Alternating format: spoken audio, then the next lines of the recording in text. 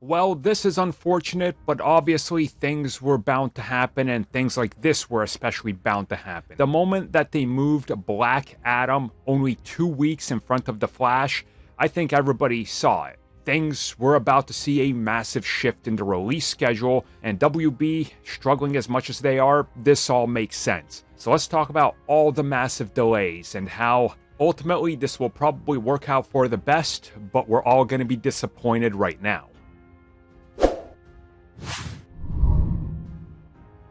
So as we talked about just recently, first Black Adam was delayed, unexpectedly delayed to October of 2021. Again, this was very problematic because 2 weeks after that was The Flash, 2 weeks after that was Batgirl, and only 3 weeks to 4 weeks after that, depending on where you live, was Aquaman. That was never going to happen. That is more than WB has put out in terms of content in a 3-year span most of the time. So that was never going to happen, and now we know exactly why, because we got some brand new release dates. Shazam! Fury of the Gods will now release on December 16th, 2022. Okay, that's enough time, I guess. First you have Black Adam to kind of build up Shazam. This kind of makes sense. It's synergistic. I could see why this makes sense. Jason Momoa's Aquaman and the Lost Kingdom, which was set to go up against Avatar 2, which unfortunately now Shazam 2 has to go up against, has been moved to March 17th. So this is pretty big. But I suppose they saw success with Batman in March, so this again works, and this kind of makes sense. Here comes the biggest kick in the nads, though. The Flash is releasing at the end of June, and depending on where you live, July. I told you weren't going to like it. Now, previously we heard about how Batgirl can't come out before The Flash because obviously Michael Keaton.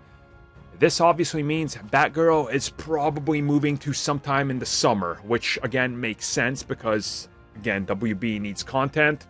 What exactly this means for Blue Beetle, which currently has a couple updates and they're adding to the cast, you're probably not getting that till late next year or early 2024. And, things are just kind of unexpectedly happening at WB. There's obviously the merger that's about to close and be fully approved, and everything is about to start shifting to new owners. I'm sorry to say, some of you are going to get mad at me. Some of you are going to get mad at me, be like, oh, you're just wishing for doom and gloom. No, I'm not. There's a very real chance things get reshuffled again. Very real chance under new ownership. Because they will pick up, all the baggage and everything and all the debt and go, well, what can we do? And then new shareholders and new suits are going to take over, and they're going to think they know what's best. Again, this is just how business happens. WB has been caught in this same thing over and over and over again for the last 25 years.